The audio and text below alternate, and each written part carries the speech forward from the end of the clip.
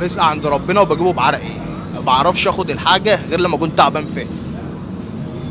معلش انا اسف، انا هديك العيش واديك كمان فلوس على الفلوس اللي معاك. هات يا عم، يجازيك. ده الفلوس اللي معاك ده. هات الفلوس اللي عندك ده. انت بتهرج ولا بتتكلم بجد؟ هات اللي فوق دول. وده هيطلع هيدينا فلوس مش هياخد.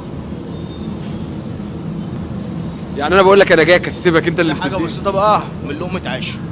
يا عم انت بتتكلم ماشي، انا هديك ال 10 رغيف، انت مش هتديني 1250. اه انا حاطط حاجه ليا برضه اللي انت هتحطه.